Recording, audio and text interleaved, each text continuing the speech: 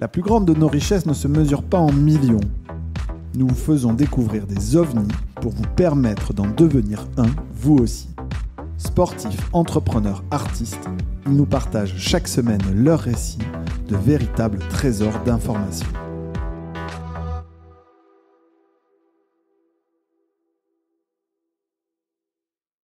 Voilà, il n'est pas encore prêt, mais moi je suis parti directement dans l'enregistrement avec Stéphane Bobo. Salut Stéphane, ça va? Ouais, très bien. Ouais, écoute, je suis un peu chafouin parce que je regarde ton LinkedIn et puis je vois que tu es en train d'essayer de... Bon, alors tu as plus de succès, mais quand même, sur le volume, moi le succès, je m'en fous. Ce qui m'intéresse, c'est le nombre de boîtes créées. Et je vois que tu es quand même en train d'essayer de gratter un peu le record que j'essaye d'établir. Est-ce qu'on voit Founder on CEO, DigiPlug, Founder on CEO, Model Labs, Founder on CEO, Atelier Haute Communication, Founder on CEO, League Concept Store, Président Innovate Power, et puis Founder on CEO, Innovate Group. Voilà, donc tout ça, rien que ça. Donc entrepreneur récidiviste, c'est ça aussi, je crois que tu te présentes ainsi. Oui, ben, c'est vrai qu'après ces différentes expériences, je me dis finalement, j'arrête pas de récidiver. Ouais. C'est fatigant, ça va? Non, c'est passionnant. Ouais.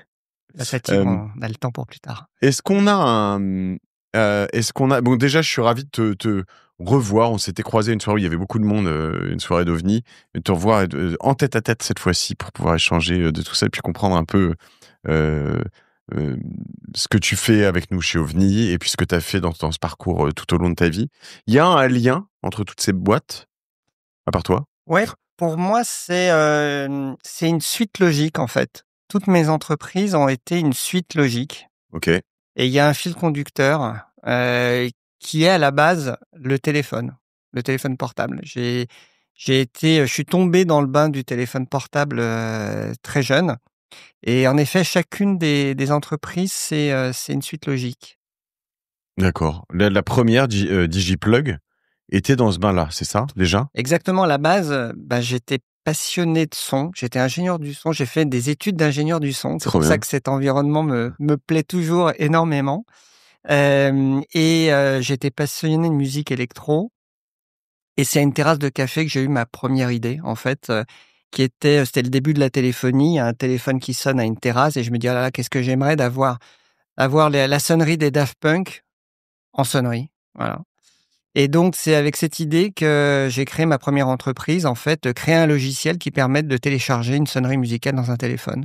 Aussi simple que ça. C'est vrai que c'était une tannée à l'époque. Je me souviens que alors fallait souvent les acheter, Ouais, c'est mais ça. c'était relou. Toi, t'étais pas exactement dans tu en vendais des sonneries, Alors non, moi je faisais le logiciel qui Oui. permettait à un fabricant de téléphone de permettre la fonctionnalité de les télécharger. Moi, je faisais, je me souviens, il y avait un fichier, c'était quoi? M4V, tu vois, parce qu'il y avait le MP3 et il y avait un format spécifique pour les téléphones, pour les sonneries de téléphone, tu te souviens plus? Oui, alors Il y en a eu plusieurs, il y j'imagine, avait oui. plusieurs formats, mais c'est vrai qu'au début, moi, j'étais dans la sonnerie, qu'on appelait, monophonique, hein, qui Ouais. était le bip, bip, bip, bip. Exactement, voilà. Ouais. Exactement et donc c'était, ce logiciel que j'ai développé, en 98 à l'époque, et donc un petit logiciel, qui était intégré dans les téléphones en première monte pour permettre de télécharger ces sonneries. Quel enfer ces sonneries, c'était. Euh, et cette société DigiPlug, finalement, tu l'as revendue assez vite. 4 ans après, à des Japonais, parce que le marché au Japon était beaucoup plus mature sur les services qu'en Europe. Et donc en effet, moi j'étais en train de créer un nouveau standard, sur les technologies GSM. Après, on avait une chance, hein, on l'a oublié, mais on avait énormément de fabricants en Europe. On Oui, avait Alcatel, on avait Philips, on Nokia, avait Sagem, on Ericsson. avait Sony Ericsson, Nokia, ainsi de suite. Donc, on avait un vivier en Europe qui était énorme. Et donc, moi, j'étais en train d'imposer cette technologie auprès de tous ces fabricants et les Japonais, qui eux étaient spécifiques au marché japonais, voulaient s'étendre sur le reste du monde. Et donc, j'ai cédé mon entreprise 4 ans après, en 2002, à l'époque, pour une trentaine de millions d'euros. Incroyable. J'avais C'est quand même 27 fou. ans. C'est quand même fou, 30 millions d'euros pour un logiciel de sonnerie. Alors, j'imagine que tu faisais plus de choses 4 ans après, mais finalement, quand tu te remets un peu plus tard, et à la fois, il y avait une vraie demande, quoi. Enfin, Le marché était extrêmement dynamique. Et ce qui est fou, quand on y repense, c'est que c'était quand même à peu près le seul truc modulable du téléphone à l'époque. Personnalisable. Personnalisable, c'est ce que je voulais dire. C'est-à-dire qu'il y avait rien d'autre. Il y en avait où il y avait des coques un peu où tu pouvais changer des trucs et encore, c'était pourri. Et en fait, il y avait pas d'appli dedans, il y avait rien. Donc le seul truc que tu personnalisais, c'était potentiellement la sonnerie. C'était le truc qui pouvait te différencier. Ouais. Et c'est pour ça que c'était le sujet de la personnalisation. Et c'est là où le discours, c'était de dire, le téléphone, c'est un produit extrêmement personnel sur lequel la sonnerie est le premier élément de personnalisation. Et puis ensuite, il y a le design, il y a les accessoires, il y a tout ça qui va arriver après. Les applications, parce qu'aujourd'hui, tu personnalises ton téléphone avec des applications dans un téléphone. Ce qui est fou, quand même, c'est que tout ça n'a plus aucune valeur dans le sens, enfin, j'exagère évidemment, mais il y a beaucoup, beaucoup, beaucoup plus de téléphones maintenant. Mais la sonnerie, c'est interdit, quoi. Je veux dire, on est tous en mode vibreur. Exactement. Je veux dire. Donc, c'est quand même fou de se dire, tu sais, cette évolution de pratique, d'usage, etc., où à l'époque, il fallait avoir une super sonnerie, et maintenant, il faut absolument pas avoir de sonnerie, alors qu'on a beaucoup plus de téléphones en circulation. Et c'est là où c'est vrai que, tu vois, en tant qu'entrepreneur, souvent, on me pose la question de dire, qu'est-ce qu'on conseille aujourd'hui à des entrepreneurs dans la tech? Et moi, je dis, mais il faut surtout pas regarder la techno. En fait, il faut regarder les évolutions sociétales. C'est ça qui est le meilleur driver. À l'époque, c'est vrai que on avait ce besoin de personnalisation, en fait. Et aujourd'hui, c'est plus ça. C'est très intéressant ce que tu dis. Je pense qu'il y a... c'est vraiment très intéressant. Moi, en ce moment, ce qui me trigger ou me fascine, il y a des choses qui se forment un peu autour de ça, mais c'est potentiellement justement l'hyperdépendance au mobile, sans exagérer, mais le côté... psyché un peu, enfin ce truc qui nous fatigue, tous les burn-out, toutes ces choses où en fait et je pense que là-dessus quand tu dis les mouvements sociétaux, je pense que là-dessus il va se passer beaucoup de choses parce que il y a probablement un gros besoin de déconnexion quand même qui est en train de venir, quoi. Tout ça est pas complètement naturel dans ce qui nous arrive. Pourquoi t'as créé ça? Tu l'as fait tout seul, le DigiPlug? Ouais, à la base, en fait, j'étais à cette terrasse de café avec un ami que j'ai associé au départ au projet. Et j'ai démarré cette start-up avec l'aide d'un business angel. J'avais pas un sou. J'étais DJ le week-end pour payer. Mais il fallait quoi comme sou pour lancer ça? Eh ben, écoute, à l'époque, c'est marrant parce qu'aujourd'hui, quand je vois les montants qui sont levés sur des boîtes de tech, mais moi, à l'époque, j'ai démarré avec 12 000 €. Ok. Et il t'a pris combien ton business angel pour 12 000 €? Marrons-nous un peu. Et non, c'était un vrai business angel à l'ancienne. Ok. Qui a pris à l'époque 20%. Et donc, il était très fair-play. Il m'a hébergé dans ses bureaux. Il m'a donné accès à sa comptabilité pour que je puisse avoir du support administratif, parce que je connaissais rien. Il m'a vraiment biberonné. Ok. Donc c'était finalement un vrai plus. Je veux dire, ça les valait. C'est drôle parce que de toute façon, déjà, à l'époque, il n'y avait pas tant de littérature. Moi, je me souviens les réseaux Paris Business Angel et les trucs qu'il y avait à l'époque. Enfin, moi, c'était un peu plus tard, même 10 ans plus tard, plutôt 2006, 2007, ceux que je voyais. Mais ça sentait la naphtaline, le truc. C'était quand même un peu, tu vois, et en effet, c'était toujours hyper rigide, très axé sur la compta, sur tout ça. Tu as envie de dire, mais les gars, on est là pour faire de la croissance, on s'en fout de tous vos trucs là. Et en effet, il n'y avait pas autant de littérature sur le business, sur tout ça. Donc, tu avais besoin d'être accompagné si tu venais pas. Tu viens pas du Sérail, toi? Non, pas du tout. Et même à l'époque, la partie start-up, c'était pas du tout à la mode, comme c'est devenu dans les années. Mais c'est vrai. Voilà, c'est pour ça. Et c'est pour ça que c'est vrai que avoir été accompagné par un business angel, ça m'a énormément aidé parce que c'était quelqu'un qui gérait un fonds d'investissement, mais j'étais trop petit pour entrer dans son fonds et qui a fait du business angel avec moi en mettant un peu de sous pour m'accompagner, mais qui m'a surtout mentoré au départ. Il a eu du flair quand même. Il est resté à ses 20% jusqu'au bout, du coup. Il y a eu des levées après. Alors après, non. Après, on a levé de l'argent, on a fait rentrer des vrais fonds d'investissement, dont AXA Private Equity, qui démarrait son fonds de ventures à l'époque. Et d'ailleurs, c'est une grande dame qui a décidé d'investir dans DigiPlug au tout début, qui était Dominique Sénéquier. Ah, incroyable. Et qui a pris la décision. Et à chaque fois que j'ai eu l'occasion de la recroiser, elle me dit, tu te rappelles, Stéphane, c'est moi qui ai décidé d'investir chez toi. Quels sont-ils aujourd'hui les grands mouvements sociétaux qui t'intéressent, toi, ou les paramètres, les choses peut-être sur la mobilité, le mobile que tu vois, ou ailleurs d'ailleurs, mais qu'est-ce que tu regardes qui te donne des idées, qui te taquine? Ce qui me passionne aujourd'hui et qui est pour moi la vision que je poursuis aujourd'hui dans le groupe que j'ai développé chez Innovate, c'est la maison du futur. La maison du futur. Ouais. C'est comment la maison de demain, comment on va vivre dans la maison de demain. C'est une sorte de serpent de mer quand même, ça, parce que ça fait 20 ou 30 ans. Moi, j'ai été obsédé par ça. J'ai des trucs sympas, mais la vraie maison connectée, tu vois, on me raconte les gens, les vrais experts qui te font ça chez des richissimes.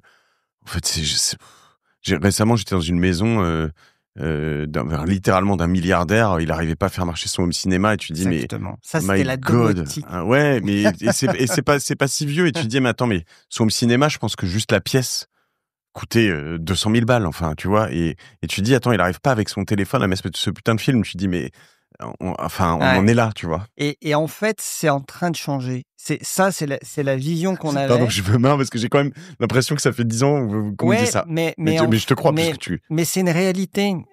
Enfin, si tu veux, aujourd'hui, tu peux sécuriser ta maison pour une centaine d'euros, pour quelques centaines d'euros, alors qu'avant, ça coûtait des milliers d'euros pour sécuriser une maison.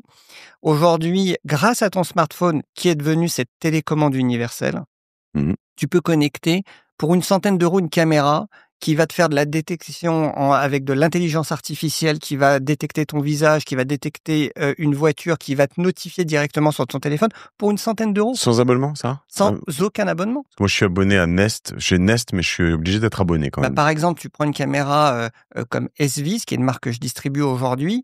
Comment t'écris ça ? EZVIZ. Ok. Et SViz, et tu as des caméras pour 39 €, 49 €, une centaine d'euros, et tu vas être capable de sécuriser ton intérieur, des caméras extérieures, et il n'y a aucun abonnement. T'es en Wi-Fi, et ça fonctionne extrêmement bien, extrêmement simplement. Et dans la maison, tout est en train de devenir comme ça. En fait, les nouvelles technologies sont en train de te démocratiser, en fait, l'usage du connecté. Toi qui es aussi dans les nouvelles technologies, par exemple, on distribue une marque de vidéoprojecteur qui a fait sensation au CES, c'est XGIMI. XGIMI, ouais. XGIMI, tu vois, c'est des marques qu'on connaît pas encore très bien, mais qui prennent des parts de marché incroyables grâce à des vidéoprojecteurs ultra connectés, avec Android, avec de la 4K. Voilà, ils ont présenté des choses incroyables au CES de Las Vegas. Les robots aspirateurs connectés. Ouais. Roborock, qui est une marque que je distribue également, qui ont fait sensation à Vegas en présentant ces robots qui sont dotés d'un bras articulé. Je ne sais pas si tu as vu ça, qui vont te récupérer une chaussette par terre et te la déposer dans une panière tout en continuant l'aspiration. C'est génial. Et c'est là où je te dis, cette maison connectée est en train de devenir une réalité. En fait, le futur, c'est maintenant. Alors, je reformule un peu. Je veux dire, là, ok, j'ai le délire, XGIMI, donc le projecteur, les caméras, Le robot aspirateur. les robots tondeuses si t'as un truc, les sonnettes éventuellement connectées, le thermostat. Moi, c'était Nest aussi, mais ça marche bien quand même. J'économise beaucoup, hein. Enfin, ça fonctionne assez bien. Même les Wi-Fi. Mais tu vois, par exemple, à un moment, moi, je me suis dit, attends, je vais simplifier tout ça. Je vais tout acheter chez Google. Okay, donc je suis allé sur leur site internet. C'est pas toi qui les distribue, donc c'est un de tes concurrents. Et donc feel free, hein, évidemment, de citer ce que tu fais et pourquoi c'est mieux ou pas mieux, mais peu importe. Moi, je trouve ça, ils me plaisent les projecteurs là, en l'occurrence. Et je me suis dit, je vais tout mettre chez Google. Je prends les bornes Google Wi-Fi qui marchaient très bien à un moment. Puis à un moment, elles se sont mises à moins bien marcher. Et puis en fait, elles étaient pas si faciles à synchroniser. Et en fait, j'ai mis du Nest thermostat, du Nest caméra, du machin. Et à la fin, c'était mal intégré. Ce que je veux dire là-dessus, c'est que souvent, c'est plutôt l'ensemble de la connectique qui fonctionne pas. Tu vois ce que je veux dire ? T'as pas vraiment jamais une vraie, c'est peut-être un rêve, une chimère, hein, mais une application qui te permet vraiment de gérer ta maison. C'est toujours une suite d'applications, en fait. C'est vrai. C'est vrai qu'aujourd'hui, t'as pas encore le Graal de l'application qui va tout te gérer de manière transverse sur tous tes produits. Ça, c'est encore une chimère.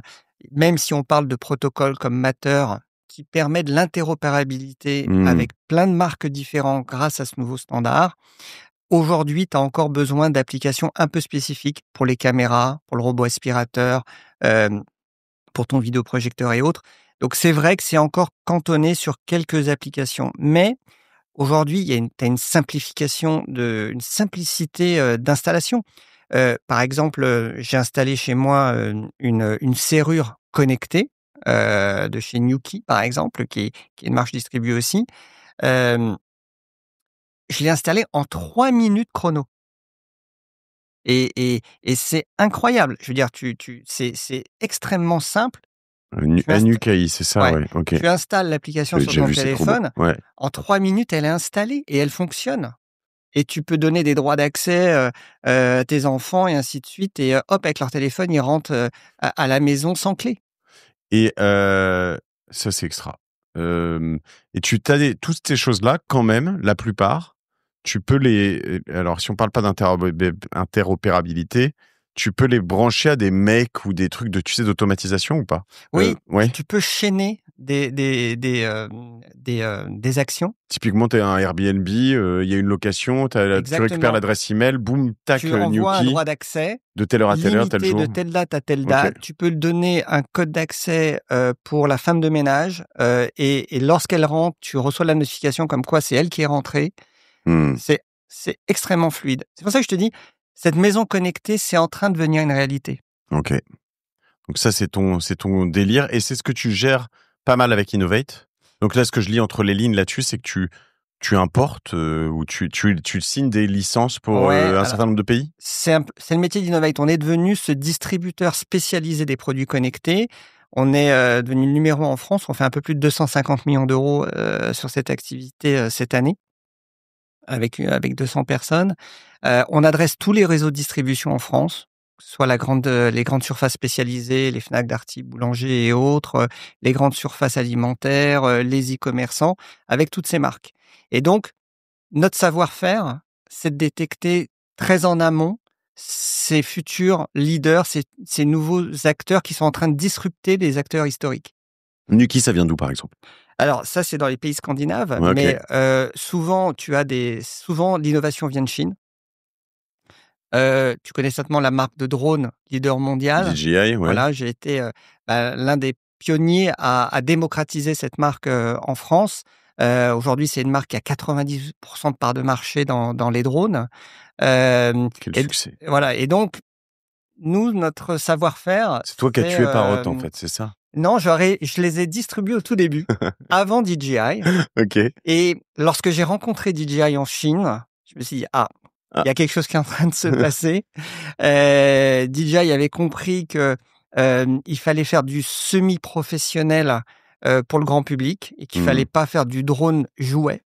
Ouais. C'était à l'époque ce qu'avait fait Parrot, c'était plutôt du drone pour jouer. Ouais, j'en ai des vieux Parrot, ils étaient affreux en vidéo, voilà. Tout ça servait à rien. En fait. Et en fait, ils sont sortis de ce marché où il y avait une attente en fait du semi-pro. En fait, hein, ouais. L'acheteur de drone aujourd'hui, c'est un passionné de photos qui veut faire des super belles prises de vue haut de gamme.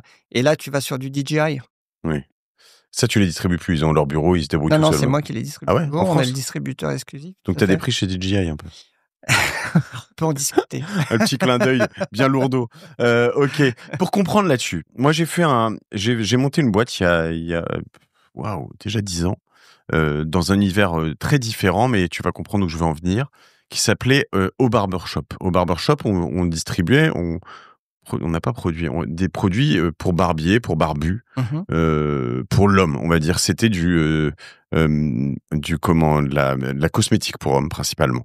Et on avait un associé, Antoine Rouvroy, qui était majoritaire. En l'occurrence, nous, on était plus sur une approche de start-up studio, donc on créait les sites, etc. Et on lui avait dit au début, écoute, Antoine, toi, tu vas aller... on va signer des contrats exclusifs avec des Australiens, des Américains, des Nordiques, des Hollandais, etc. Et toi, tu vas aller faire le tour des barbiers en France avec ta voiture. On avait acheté une voiture, je sais plus, c'était une vieille Nevada, je sais plus ce que c'était, mais vraiment une vieille voiture. Et pendant ce temps, nous, on construit le site internet, parce qu'il fallait quand même, à l'époque, c'était plus long, c'était pas si simple, c'était pas comme un plug and play sur comment t'appelles ça, Shopify ou un truc comme ça. On construit le site internet, ça va prendre 3, 4, 5, 6 mois, le temps de faire l'ADA, le machin, le truc, pour faire un truc super propre. Et voilà. Et en fait, en quelques mois, il s'était mis à faire un MRR finalement, mais il avait un revenu récurrent parce que c'était des produits de réassort, en fait, beaucoup, de 10 000 euros en 6 mois. Donc, ce qui faisait tout de suite 120 000 euros par an, avec une marge qui était convenable, etc. Mais très vite, je me suis dit, mais quelle est notre valeur ajoutée? Alors, en particulier avec des DJI et des choses comme ça. Comment ça s'appelait? Il y avait une marque, par exemple, Uppercut. C'était une marque de gel, tu vois.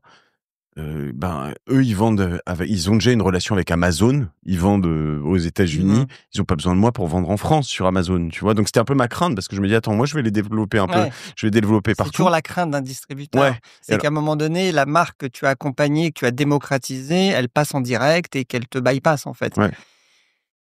On n'est jamais à l'abri de ça. Mais aujourd'hui, il faut savoir que le métier de distributeur, c'est énormément professionnalisé.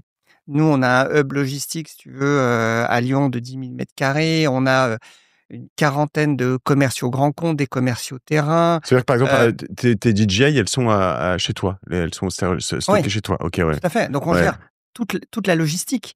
Si on a un stock extrêmement important avec de la disponibilité. Alors, ça, c'est sur des demandes spécifiques. Amazon, sur les marques, souvent, les marques les traitent en direct, directement d'Asie. Ok. Amazon est un cas très particulier.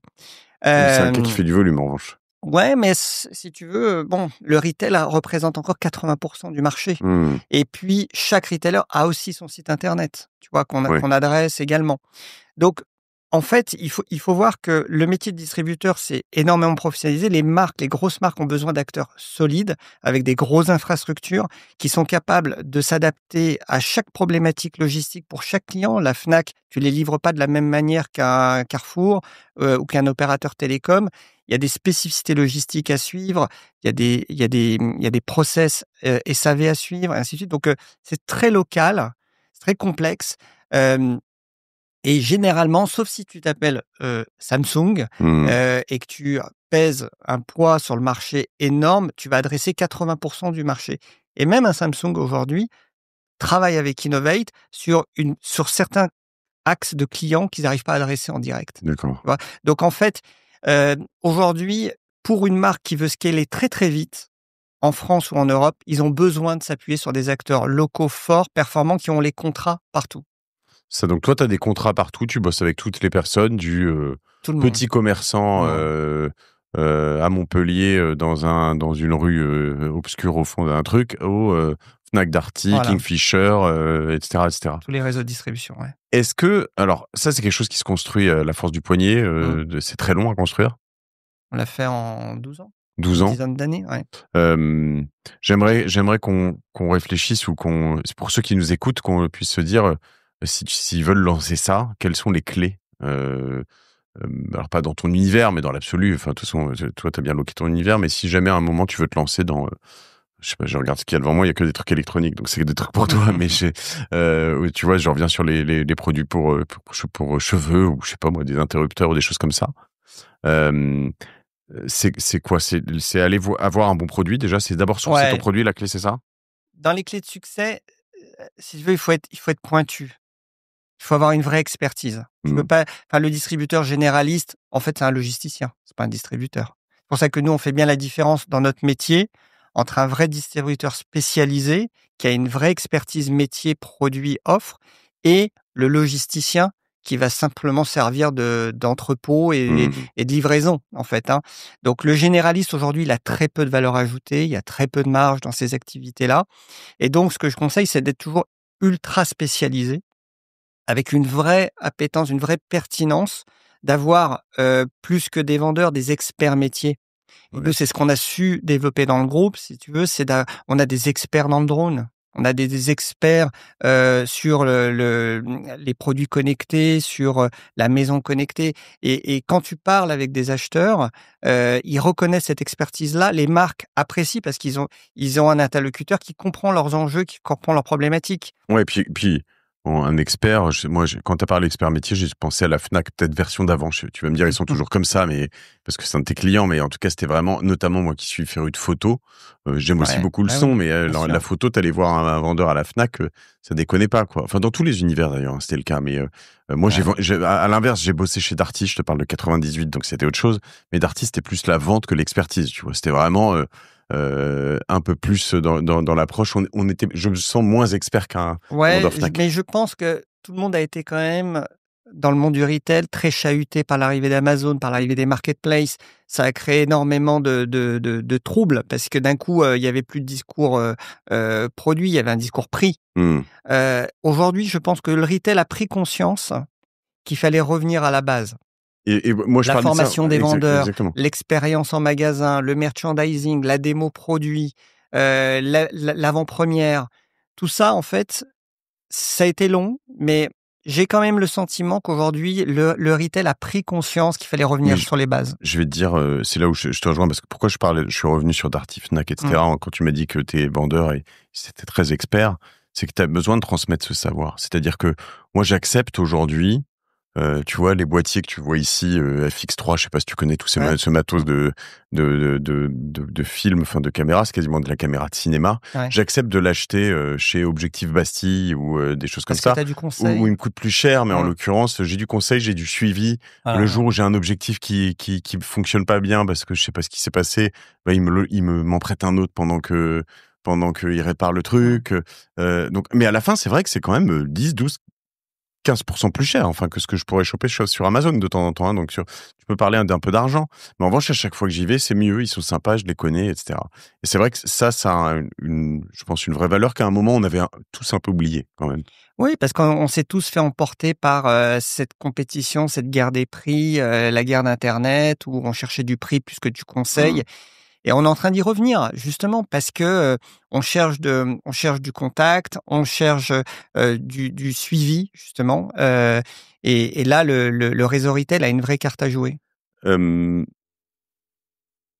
Tu dois vendre des bons produits, en revanche. Je veux dire, tu vas me dire oui, mais il y a des moments où tu as des produits de merde. Ça t'arrive d'avoir des trucs sans les citer, de t'être planté, de te dire ce truc c'est une daube, et tu te retires, tu fais quoi tu sais, on a accompagné en une dizaine d'années un très grand nombre de marques. On a eu des échecs sur certaines marques. On a accompagné énormément de startups. Toutes les startups de la French Tech, je crois qu'on a essayé de les accompagger. Dream, il en reste très peu. Les casques Dream, on connaît tout le monde. On les a tous testés, on les a tous essayés. Et c'est là où tu t'aperçois que faire du hardware, c'est très compliqué. Quel enfer. C'est un enfer. Et que en France et en Europe, aujourd'hui, on a des vrais savoir-faire logiciels, on a des savoir-faire sur software qui sont très très bons. Le hardware, c'est un sujet où on a un peu lâché prise. C'est parti en Asie. Ouais, c'est parti. Même aux États-Unis, ils savent plus faire. Ça va être dur de rentrer, ça va être dur de revenir. Donc, si on veut revenir, c'est 20, 30, 40 ans de travail. Enfin, je veux dire, ça revient. Il faut réinventer des nouveaux modèles, c'est-à-dire que le tout intégré aujourd'hui, il faut raisonner mondialement, il faut arriver à innover en s'appuyant sur des savoir-faire complémentaires. Tu l'as vu la conf de Tim Cook en Chine là récemment? Non, il disait en fait, il y a une différence fondamentale entre la Chine et le reste du monde sur le hardware. C'est qu'il y a une vraie passion pour la conception et même le montage du hardware là-bas. Enfin, en Asie, mais en Chine particulièrement, mais on parle aussi maintenant de certains pays qui émergent, le Vietnam, etc. Il dit, en fait, quand tu fais une conférence sur le hardware, sur tout ça, là-bas, tu peux avoir 5000 personnes et 500 000, 2 millions en live. Enfin, tu vois, une vraie envie. Il dit, aux États-Unis, tu fais ça, t'as 500 personnes, ça intéresse personne. Enfin, tu vois, il y a pas cette passion. Il y a cette passion, mais il y a aussi des success stories énormes. Enfin, on parlait de DJI, mais je peux t'en sortir des dizaines et dizaines d'exemples. Aujourd'hui, toutes les nouvelles marques qui se lancent sur le marché, qui prennent des parts de marché, tu vois, avec Jimmy, tu découvres, ça a pris déjà plus de 30% de parts de marché chez certaines enseignes de retail versus toutes les marques vieillissantes de vidéoprojecteurs. Dans le robot aspirateur, c'est pareil. Donc, tu as ces marques qui arrivent. Tu vois, une marque comme Roborock n'existait pas il y a 10 ans. Ils font déjà 1 milliard en 10 ans. Et ils démarrent juste, on vient de les rentrer l'année dernière sur le marché français. Et ils ont déjà pris une part de marché incroyable. Donc, tu t'aperçois qu'il y a un vrai savoir-faire aujourd'hui en Asie sur le hardware, mais pas que sur la fabrication. Avant, on pensait que la Chine, c'était uniquement l'usine du monde. C'est plus l'usine, c'est le centre de R&D, c'est le centre marketing et c'est le centre commercial. Savoir lancer des marques, aujourd'hui, la compétence, elle est en Asie. Moi, il y a 15 ans, 20 ans, quand je parlais avec des marques en Asie, ils venaient me demander c'est comment le marché en Europe. Mmh. Aujourd'hui, c'est eux qui me donnent des cours sur le marché, qui m'expliquent c'est quoi le profil client, comment faire mon lancement marketing. Ils savent exactement comment faire leur lancement marketing sur les réseaux sociaux, avoir les bons influenceurs. Ils ont toutes les infos sur le marché.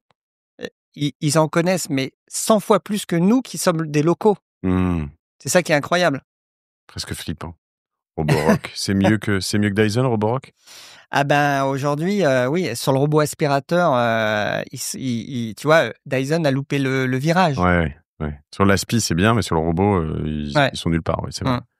Hem, Extra. C'est vrai que c'est super intéressant, de voir un peu tout ce qui se passe. Tu es toujours, très fan de son? Enfin Ouais, toujours. Ouais? Tu Toujours. mixes encore? Ça m'arrive. OK. Tu sais, je fais partie de l'Institut du mentorat qui fait partie de la chambre de commerce où on accompagne des jeunes entrepreneurs bénévolement. Ça fait plusieurs années que je fais partie de ce groupe et quand il y a des événements, j'ai été sollicité en tant que DJ bénévole Ah, très drôle. à la chambre de commerce. Voilà, c'est Et tu vends des enceintes et des choses comme ça? un petit peu, ouais. On a certaines marques, dont certaines très connues comme Marshall, par exemple, OK. qu'on accompagne aussi dans la distribution de leurs produits. Très bien. Et parce que sur les, je sais pas si tu veux insonoriser un truc, c'est un sujet que j'ai là, mais pour tout le monde, des pièces, on utilise toujours. C'est quoi cette marque de il y a 2 Vialet, mais il y en avait un autre Focal, non, non, tu sais, avec des enceintes connectées qui marchaient bien, qu'on mettait pas. Sonos. Sonos, ouais, c'est toujours bien ça. Ouais, tout à fait. Bah, c'est une marque qui a été précurseur Ouais. sur les enceintes connectées. Bon, maintenant, il y a de la concurrence. Il y a beaucoup d'acteurs aussi qui arrivent sur ces marchés, mais ça reste une marque extrêmement réputée pour pour la connectivité partagée. Focal, c'est bien aussi, non? Mais ça, c'est du son. C'est Ouais, français. c'est français. Français, c'est différent. Mais pour De Vialet, c'est super aussi. C'est marrant, on m'a proposé Focal aujourd'hui, d'inviter le fondateur, le CEO dans mon podcast Génération It Yourself. Avant Innovate, alors Innovate, tu l'as créé en 2012. Ouais. Donc ça fait 13 ans. T'es parti sur ce modèle de distribution dès le début sur Innovate, c'était ça? Ouais, ça part toujours d'une vision. Et la vision à l'époque, c'était que le téléphone allait devenir cette télécommande universelle et qu'il allait avoir plein de produits connectés. Et tu vends des téléphones aussi? Initialement, le premier produit connecté, c'était le smartphone. OK. Et donc, j'étais, les premières années, le plus gros distributeur de smartphones, hors opérateur, hors abonnement.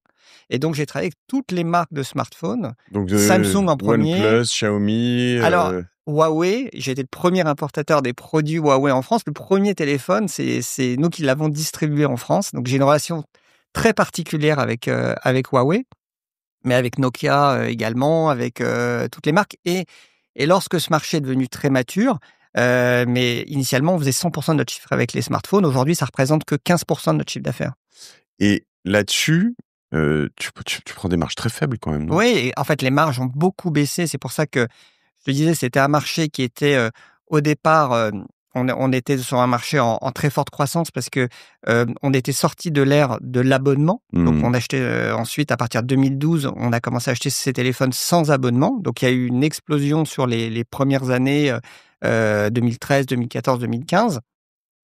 Et puis, les marges ont commencé à baisser parce que c'est devenu vraiment un marché mature en termes de pénétration. Et donc, c'est là où nous, on a basculé sur tous ces produits périphériques. C'était quoi tes marges à l'époque sur un téléphone? Je ne vais pas trahir de grands secrets, mais c'est quelques pourcents. C'était assez faible. Moins de 5? Ça pouvait être moins de 5, ouais. OK. Et après, sur les autres, aujourd'hui, sur un produit électronique, pas forcément ta marge, mais une marge, on va dire, normale, lambda, sur une enceinte ou c'est quoi?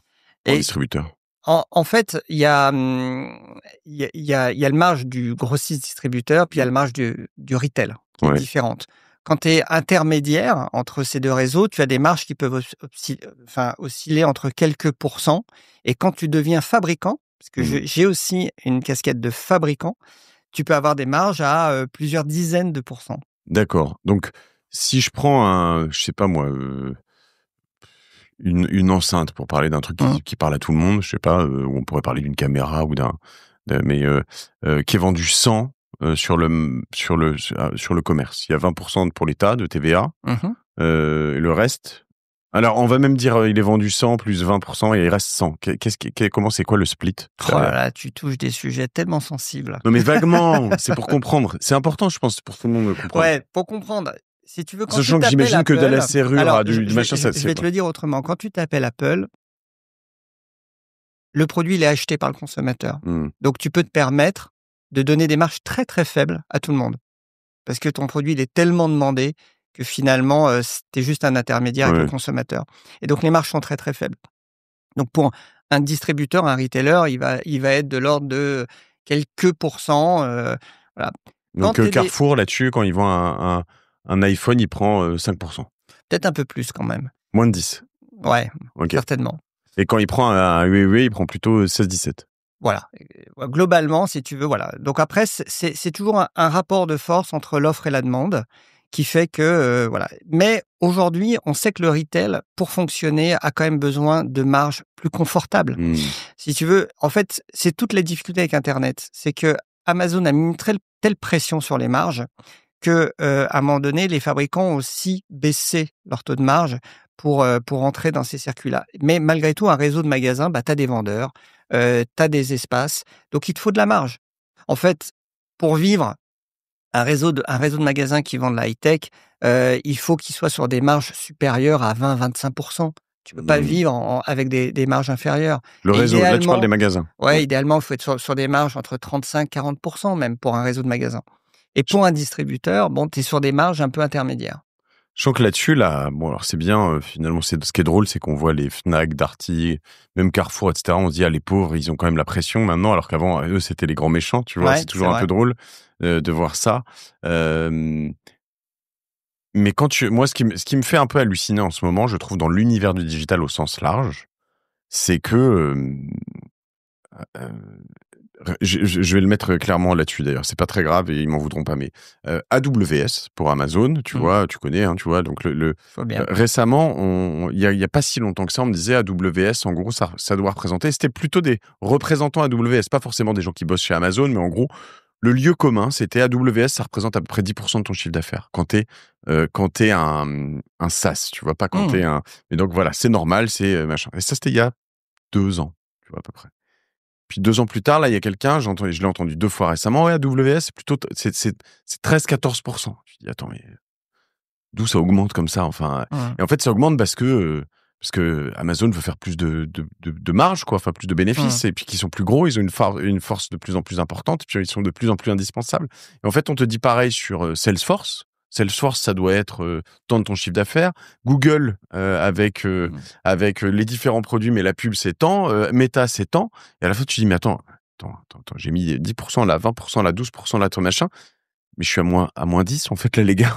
Tu vois ce que je veux dire? J'imagine que tu vis quand même un peu la même chose dans ton univers. Oui, tu as toujours des négociations qui sont extrêmement complexes entre, d'un côté, des fabricants qui veulent restreindre les niveaux de marge qu'ils donnent à la chaîne de distribution. D'un autre côté, des distributeurs qui veulent acheter le moins cher possible et avoir tout le service, les stocks disponibles, la bonne livraison, le bon support, les délais de paiement. Suite. Exactement. Je te paye à 120 jours. On n'a pas trop le droit, mais non. Mais donc, voilà. Tu vas me livrer un peu en avance. C'est un équilibre qu'il faut trouver. Mais ce qui est important, c'est de créer des produits qui correspondent à une attente client et qui est la demande client, en fait. Donc, il faut créer des produits qui soient ultra attractifs. Et là-dessus, parce que toi, quand tu arrives chez, je vais pas prendre de nom, mais chez un gros distributeur. Avant, tu vois, la négo, c'était un mythe. J'en ai parlé avec sur Génération Do It Yourself avec le patron des Mousquetaires. Tu vois qui c'est? Thierry Cotillard, ouais. Et bon, il y a des gens qui ont un peu réagi derrière parce que je demandais comment ça se passait avec les distributeurs et les gens, et puis ils me disaient oui, c'est plus du tout comme avant, etc. On sous-entend que c'est un peu comme ça chez Carrefour, un peu comme ça peut-être plus chez Leclerc encore, etc. Mais qu'on te met dans une salle, il fait chaud, on te fait attendre 4 heures, désolé, en fait ce sera demain, on te fait revenir le lendemain ou 2 semaines plus tard, et puis on te fout une pression max, on te fait signer des choses. Tu l'as connu ça? Pas vraiment, parce que il faut voir que pour les alimentaires, leur business c'est l'alimentaire. le non-alimentaire, ça reste quand même une activité complémentaire. Leclerc a dit qu'il veut faire 25% de non-alimentaire en 2030, c'est ça? C'est bien, donc il y a des ambitions, mais tu vois, ça reste encore petit, il y a encore du chemin dans ce secteur-là. Il y a des négociations qui sont dures, en effet. Je pense que c'est toujours un rapport de force par rapport à l'attractivité du produit. Et toi, est-ce que le fait d'être multiproduit, ça te donne une force? Est-ce que, par exemple, tu peux arriver et dire, OK, regarde, t'es gentil, chérie, mais celui-là, tu le veux absolument. Moi, je te le mets, mais en revanche, tu prends celui-là aussi et tu me le vends. Alors, Sois pas parfois, langue de bois. c'est des choses qu'on peut essayer de faire pour lancer une marque. Ouais. Voilà, qu'on peut essayer de donner un coup de main. Mais généralement, il faut voir que on est de plus en plus organisé par marque. En fait, on a des commerciales. Mon équipe commerciale, elle doit gérer une marque. Donc, par exemple, j'ai quelqu'un qui est dédié à DJI. Lui, son seul objectif, c'est de développer la part de marché de DJI en France. Et DJI n'a pas d'équipe en France? Ils ont du support, ils ont des équipes qui viennent voir souvent en Europe, pas localement, directement dans chaque pays, t'imagines, des organisations. Donc en France, DJI, entre guillemets, pour la vente de DJI, c'est une personne et elle est chez toi? Oui, tout à fait, qui s'occupe. Et après, ils viennent en délégation de Chine, d'Europe, visiter les clients. Ils connaissent très bien tous les clients. Moi, à chaque fois, je suis impressionné lorsque je vais leur rendre visite au siège à Shenzhen, mais ils connaissent chaque nom de nos clients. Ils les connaissent parfaitement. Ils savent exactement le nombre de points de vente qu'ils ont. Voilà, donc ils ont une connaissance retail commerciale qui est incroyable. Je suis un peu jaloux en fait quand même parce que tu dois voir du gadget et des trucs, c'est quand même tu vois là je me dis tu dois tester des trucs en permanence et tout, ça doit être assez rigolo. Ouais, franchement c'est ce qui nous fait vibrer. Bon, déjà il faut aimer les produits, tu vois. Enfin, il faut être amoureux des produits. Voilà, moi j'adore ça, j'adore l'innovation. D'ailleurs le nom de la société Innovate. Ouais. Voilà, bon ça veut dire ce que ça veut dire. Et c'est ça qui est très sympa, c'est qu'on a toujours le nouveau truc. Tu vois là, je suis en train de tester un nouveau produit qui est Plaude. Tu dois connaître? Non, je connais pas, mais je vois c'est une batterie du coup? Non, pas du tout. C'est un voice recorder. Ah oui, ok, très bien, je vois très bien. Ok, qui va nous faire une synthèse de notre interview ensemble. Extra, je suis enregistré depuis tout à l'heure, je le sais pas. Et voilà, c'est affreux. Et à la fin, ça va me faire la synthèse. Et ça marche bien pour l'instant? Et écoute, ça marche super bien. Donc voilà, sans arrêt, tu as des nouvelles applications, tu as des nouveaux usages. Et voilà, on est dans cette découverte de tous ces produits qui sont en train de changer un peu notre manière de vivre et qui doit nous faciliter notre vie en fait. Alors la question très importante du jour, excusez-moi pour cet aparté à tous ceux qui nous écoutent. Non, moi j'ai un gros problème, c'est je suis quand même assez fan de son aussi. Hein. Pour tout te dire, tu vois, hier j'étais chez Havas à Puteaux et je voyais leurs panneaux isophoniques et à un moment on était en train de faire le tour du bureau et Clémence avec qui je bosse me dit mais qu'est-ce que tu fous? J'étais debout sur une table en train de tester les panneaux isophoniques. Ils me disent mais il était complètement maboule parce que je voulais voir la gueule, ils étaient assez jolis, je voulais voir comment ils étaient faits. C'était une sorte de mousse dure, je trouvais ça bizarre parce que je me dis c'est dur, ça doit pas moins absorber, mais peu importe. Et ça avait l'air de bien fonctionner. Les casques audio, ils ont tous un problème, c'est qu'ils captent pas bien le son du micro. Ouais. Sauf si tu as un micro devant la bouche. C'est vrai. On est d'accord que physiquement, aujourd'hui, il y en a aucun qui est intra-auriculaire et qui fonctionne bien. Je suis d'accord. Ok, non, je voulais savoir si tu n'avais pas un truc à essayer de me le vendre. Non, je suis d'accord. J'ai flingué Apple là-dessus à un moment, ça leur avait pas plu dans un épisode, et je leur ai dit, mais vous vendez ça, des casques à 300 balles, vous n'êtes pas capable quand tu es dans la rue, c'est affreux. Ouais. Alors, c'est en train de s'améliorer. Hein. Il y a énormément d'intelligence qui est en train d'être mise sur ces casques et le bruit ambiant et la détection de la voix pour filtrer et améliorer ça, mais c'est pas encore complètement au point. Je croyais que les Shokz, ça allait. C'est pas toi qui distribue Shokz. Je viens de te donner un bon paquet d'argent, puis en plus je viens de les recommander, je sais pas où là sur une demi-journée. Canon. C'est une marque que j'ai pris au tout début en 2016. Je les ai rentrés en France. C'est taïwanais. Et la marque est incroyable. Alors, pardon, je me digresse, mais tant pis, c'est pas grave. Je me pose des questions. Dans quelle mesure c'est vraiment conduction osseuse? Parce qu'il y a quand même des petits écouteurs dedans. Alors, tu as deux générations de produits. Les tout premiers étaient à conduction osseuse. Ouais. Et les autres, c'est ce qu'on appelle les open fit, qui est en fait où il n'y a pas de conduction osseuse. C'est un speaker directionnel. Oui, c'est ça. C'est open air. qui te permet d'avoir le son, mais en laissant justement, tu peux écouter autour en même temps les voix. Et c'est ça qui est génial. Donc, c'est pas de la conduction osseuse sur le deuxième produit. D'accord, là j'ai le tout dernier, je sais pas, Les OpenFit 2, c'est ça? Ouais, l'OpenFit 2. Ouais, ça doit être ça. Et je les adore, mais en effet, je me dis, mais c'est de la trompette. Alors là, le vendeur c'est chez, je les adore, hein, pourtant, mais le vendeur chez, comment s'appelle cette marque? Le Vieux Campeur. Ouais. Il m'a dit, non, c'est un mélange des deux. Oui, il y a les écouteurs, mais c'est aussi conduction osseuse. Et je me dis, j'y crois pas ton truc. Non, c'est celui qui fait le tour, moi. Ah, d'accord. Parce que ceux-là, c'est des open air avec le petit speaker aussi qui sort. Écoute, très bien. Non, moi, j'en essaye plein de casques et je trouve ça très cool. Alors, ok, dernier truc là-dessus. Moi, ma religion là-dessus, c'est les numériques ou comme en 01 Net aussi. Ouais. Tu sais, qui font des reviews. Aujourd'hui, ça reste toujours des rédactions très indépendantes, très sérieuses. Tous ces univers, c'est des gens avec qui tu bosses. Quand un produit est pourri, ils disent c'est pourri. Oui, alors, en fait, je vais te dire, c'est plutôt les marques qui travaillent avec ces acteurs-là, Oui, c'est pas pas nous toi. directement. Et c'est là où je te dis, ces marques, aujourd'hui, arrivent de manière très organisée lorsqu'elles arrivent dans un nouveau pays comme la France. Ils ont déjà préparé le terrain en marketing, en RP. Et pour nous aussi, c'est des indicateurs sur les motivations et sur les capacités de la marque à déployer du marketing de manière efficace. On considère aujourd'hui que c'est vraiment de la responsabilité de la marque de gérer en fait cette partie-là. Quand tu fais trop bien ton métier, la marque, elle a plus besoin de toi. Au bout d'un moment, elle finit par te dire, t'es sympa, Stéphane, c'était super, merci, au revoir, on va ouvrir notre bureau, non?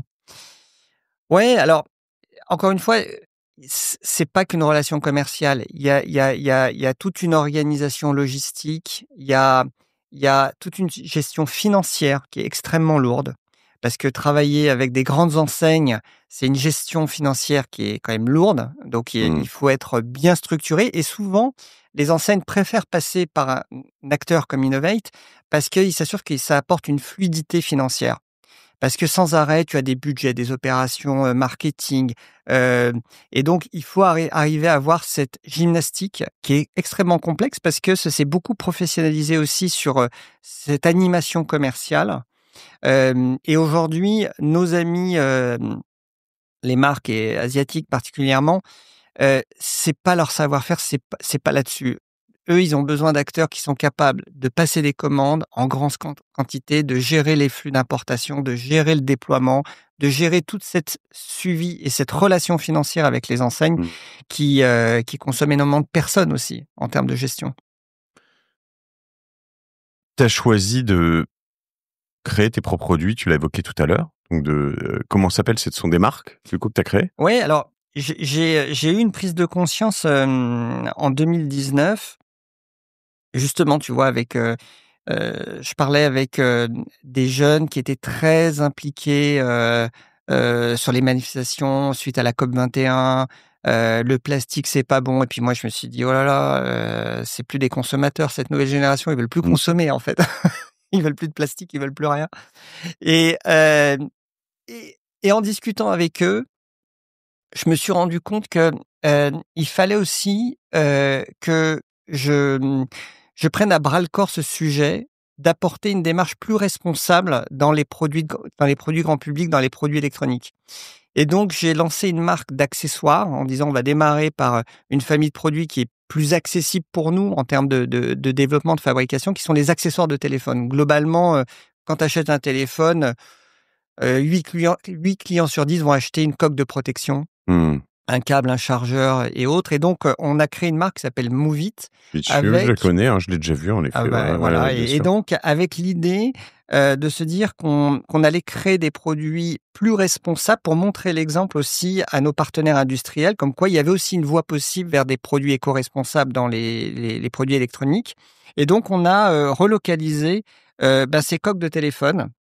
Voilà, cette coque, par exemple, qui est fabriquée en France, certifiée Origine France Garantie.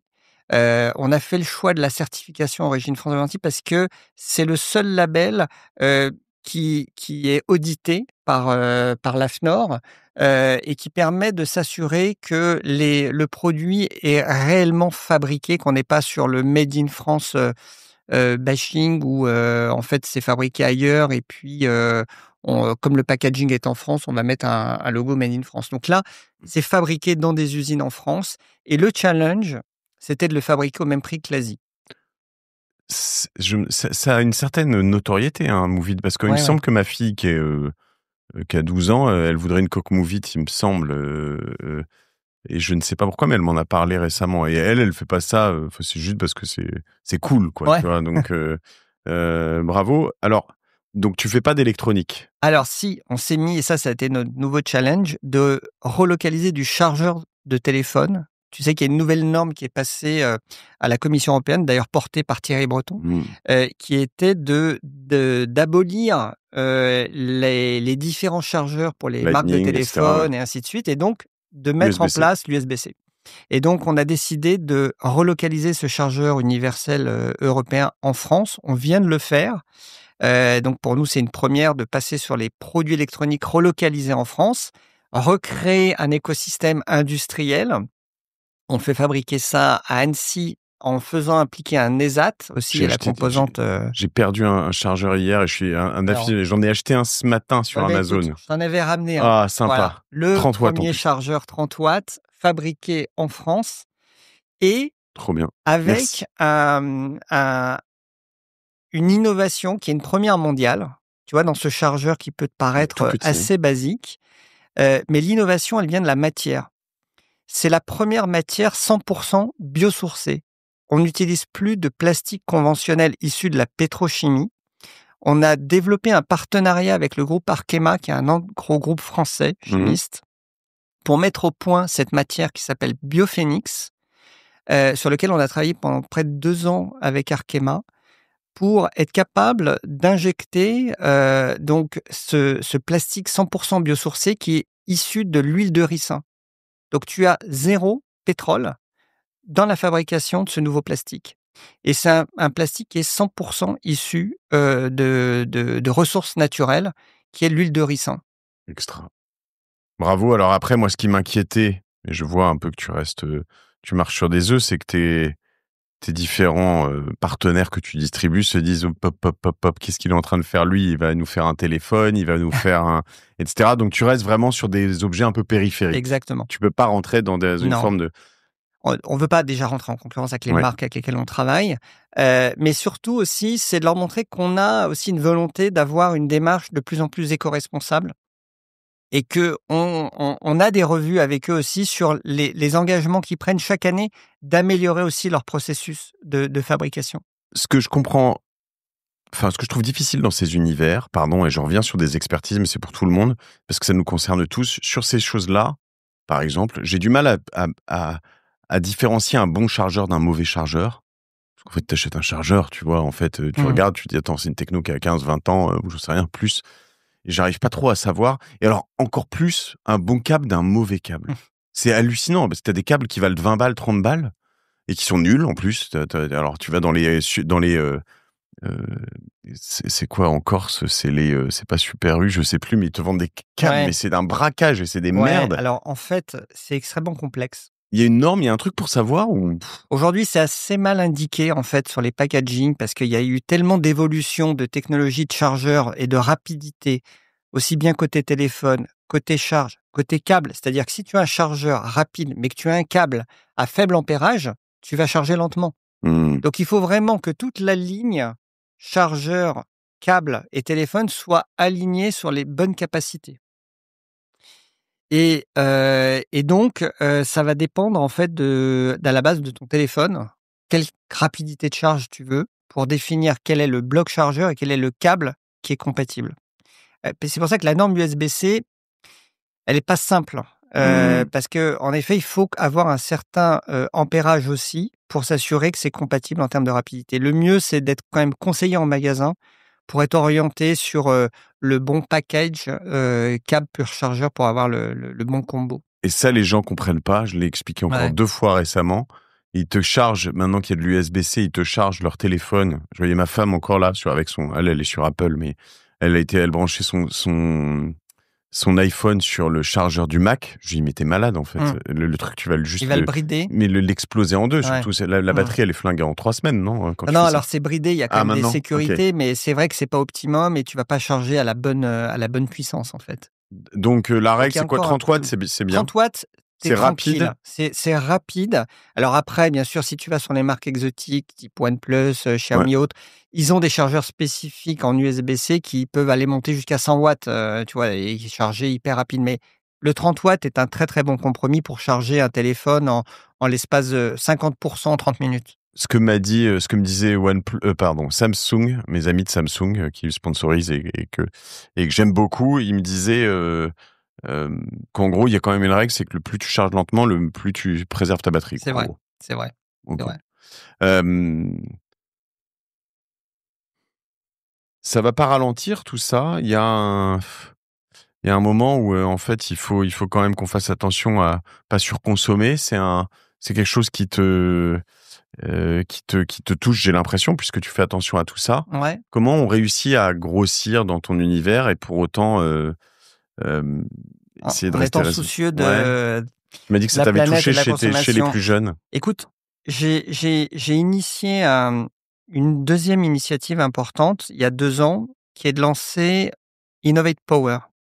En fait, aujourd'hui, dans le groupe Innovate, tu as 2 sociétés. Tu as Innovate Connect, qui est l'activité historique où on vend des produits connectés, parce qu'on se dit que l'avenir, c'est la connectivité et c'est cette maison connectée. Mais cette maison connectée, elle doit être alimentée par des sources d'énergie renouvelables. Hmm. Si on veut être sustainable et si on veut continuer à l'équiper avec tous ces produits électroniques. Et donc, j'ai lancé cette activité il y a 2 ans, qui s'appelle Innovate Power, sur lequel on se doit de démocratiser des solutions d'énergie renouvelable. Et dans cette activité, j'ai initié un partenariat avec Huawei dans le solaire. Et tu vois, c'est méconnu, mais Huawei est un leader mondial sur les onduleurs et les batteries de stockage solaire. Et donc, on a pris la distribution en France de ces nouvelles technologies, on les démocratise auprès d'installateurs et de distributeurs spécialisés solaires pour faire installer ces onduleurs, ces batteries de stockage pour que demain, tu aies une maison qui soit connectée et alimentée par des sources d'énergie renouvelables. Intéressant. Intéressant parce que ça aussi, c'est quelque chose dont on parle depuis longtemps, mais C'est déjà là. ouais, c'est déjà là. Ok. Et tu vois, en termes de chiffres, j'ai démarré cette activité il y a 2 ans. La première année, on a fait 17 millions d'euros. Cette année, on vient de faire 45 millions d'euros sur ces nouvelles activités d'énergie renouvelable. Alors la tentation, elle pourrait être aussi, là tu t'es mis à fabriquer, elle pourrait être aussi un peu de distribuer, de vendre en fait. Tu pourrais dire finalement, moi tu pourrais le faire en direct, mais je pourrais dire vas-y viens, je te fais un petit Shopify, on vend tous tes produits quoi. Alors là, je vais te dire, c'est des savoir-faire qui sont quand même très spécifiques. Vendre aux consommateurs, c'est le métier de mes clients. Je n'ai pas la prétention de savoir le faire et d'assurer le bon niveau de support, de service. C'est un autre métier. Ok. Je pense qu'aujourd'hui, dans le groupe, on est bon pour faire du B2B2C, mais pas de faire du B2C. Le vendeur là-dessus aujourd'hui, moi si je veux me mettre à vendre et que je te dis bon ok t'as pas envie d'y aller parce que tu dis que tu vas les concurrencer, etc. Et je me dis ok je le fais, je vais te voir, je te convainc de me vendre tes produits. Je suis obligé de te les acheter, de les stocker ou je peux tous les laisser chez toi? Bah, ça dépend, on a plusieurs modèles.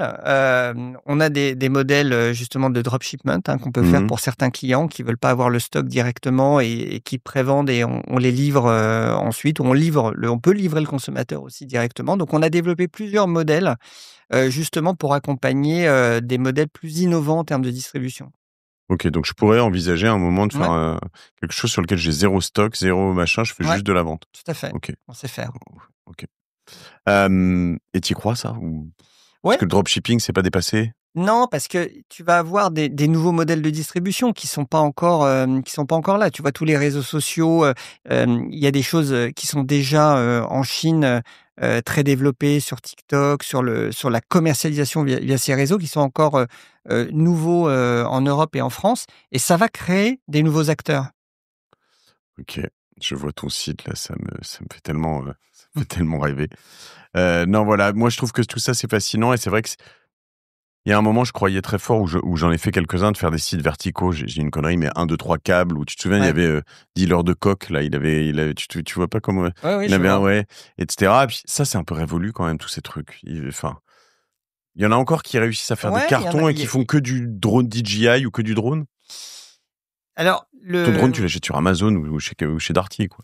ouais, mais il y a quand même des acteurs présents sur des verticales avec une offre de produits complémentaires très spécialisés que tu ne retrouveras pas dans une ancienne généraliste. C'est vrai que tu retrouves beaucoup de choses aujourd'hui sur Amazon, mais tu veux aussi peut-être du conseil, avoir l'assurance d'avoir un support en cas de problème, une hotline. Tu vois, moi, je crois quand même à, à la spécialité, à la spécialisation. Je pense qu'il y a encore beaucoup à faire, Y compris en que, ligne. y compris en ligne, sur des verticales, mais avec du service, avec de la communauté, Ok. des gens qui peuvent échanger, qui peuvent partager des expériences au club, tu vois, l'esprit club. Tu aurais une idée enfin, un site à m'évoquer comme ça, un truc qui fonctionne bien?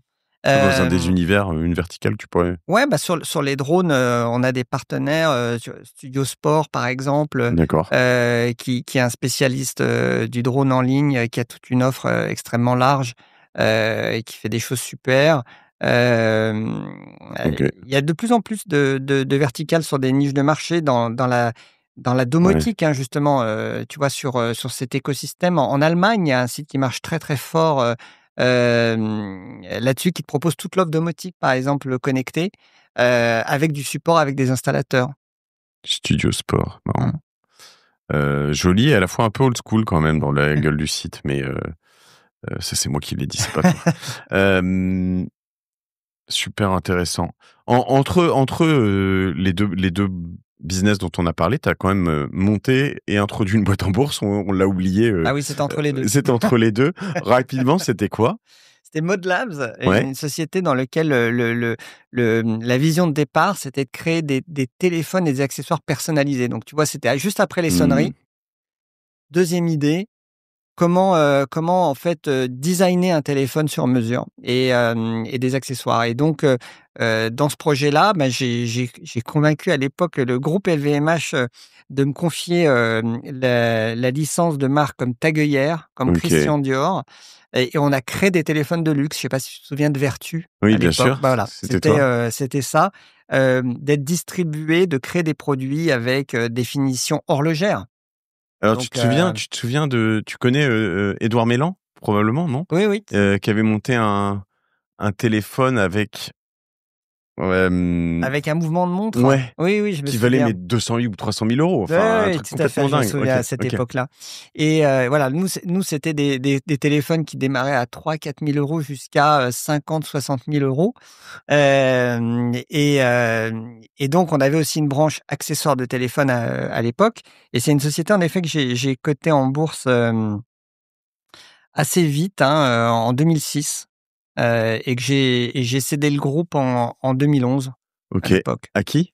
Alors en deux parties, la partie, on a fait un carve-out de la partie luxe, et la partie accessoires, de téléphone, qui était devenu un très gros acteur en France, on l'a cédé à une autre société cotée qui s'appelle Big Ben, dans OK, le jeu vidéo, pour une très, très bien. centaine de millions d'euros à l'époque.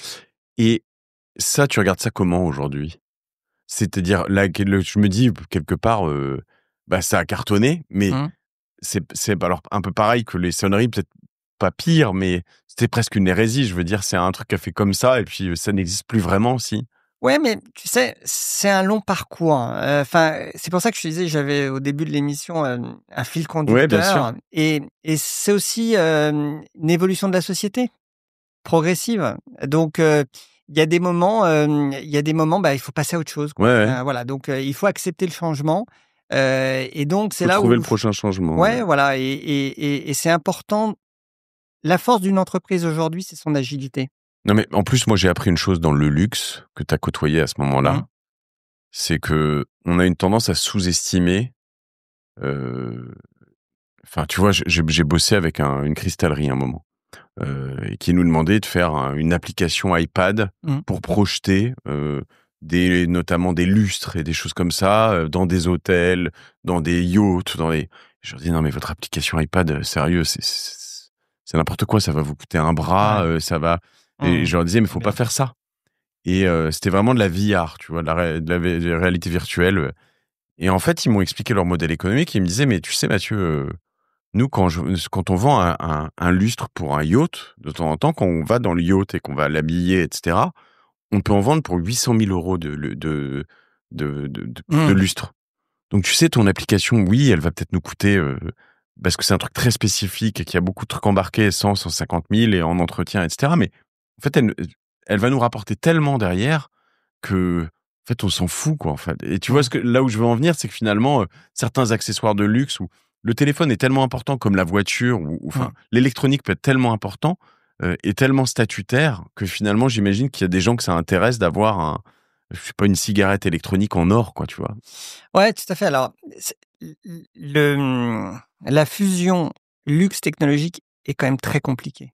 Très compliquée parce que tu as l'obsolescence technologique, alors que le luxe, c'est fait pour durer. Ouais. Tu vois. Et en fait, tu as ces deux mondes qui sont en confrontation qui est très difficile à allier. Ouais, tu peux pas garder le vieux téléphone, la vieille montre, elle fonctionne toujours et t'es content. C'est d'ailleurs pour ça que... Mais c'est pareil, en effet, les montres Tag Heuer connectées, je sais pas à quel point ça fonctionne. Ça marche très fort. Ouais. Non, pour mais le elles coup, sont obsolètes au bout de 5 ans. C'est la contrainte de l'innovation technologique qui évolue sans arrêt.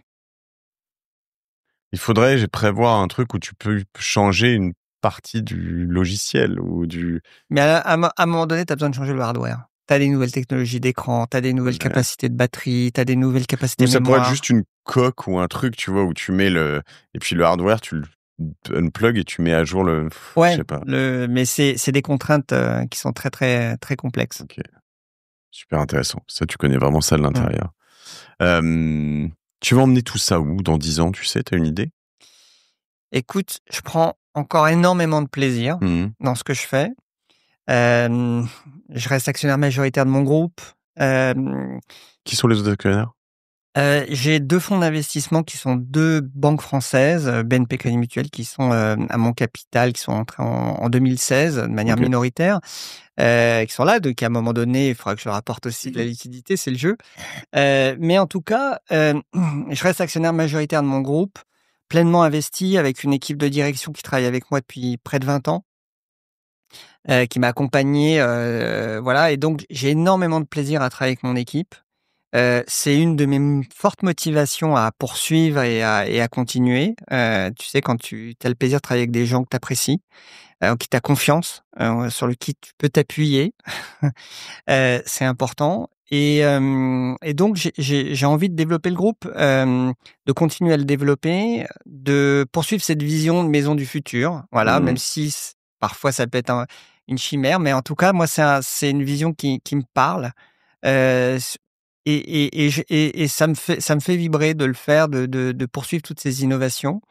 Le côté développement durable avec les énergies renouvelables, c'est un secteur que j'ai démarré il y a 2 ans, mais il y a une dynamique commerciale de dingue.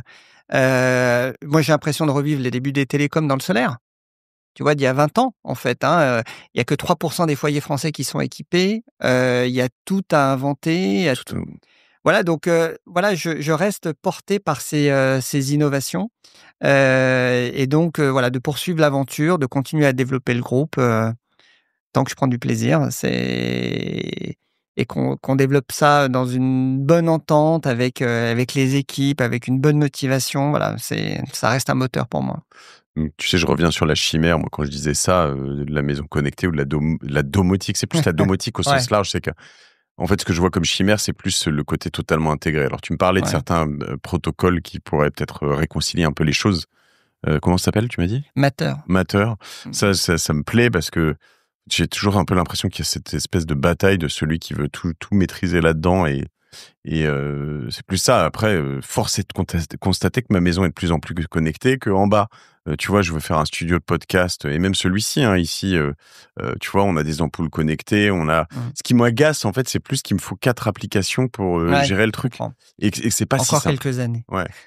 Mais en bas, tu vois, là, la serrure connectée, c'est pour moi hyper important. Ce qui est assez marrant, c'est que par exemple, pour prendre un exemple très concret, la serrure connectée sur laquelle on bosse en bas, je crois que c'est un code qui est généré, qui tourne en fait en permanence, Ah, mais oui. pour changer le code, mais en fait, le code, c'est très low-tech en fait. Il y a un code qui est généré en permanence. Je sais pas exactement comment on réussit à récupérer celui qui sera créé dans 2 jours, mais en fait, il sera créé dans 2 jours quoi qu'il arrive, que quelqu'un l'utilise ou pas. Tu vois ce que je veux dire? Il y a pas vraiment de connexion nécessaire même à Internet, je crois. Je m'aventure dans un truc que je maîtrise pas. Ouais, mais tu sais, des fois, le low-tech, ça fait partie de l'innovation. Tu vois, nous, on distribue une marque que tu connais peut-être, Victrola, qui fait des platines vinyles. Ah, je l'ai vu passer, ouais. Bon, super, quoi. Je veux dire, il y a un retour aussi aux sources et on fait une platine vinyle qui est connectée à un système Sonos. Donc, tu peux arriver avec ton ancienne platine vinyle et la connecter à un système Sonos. Bon.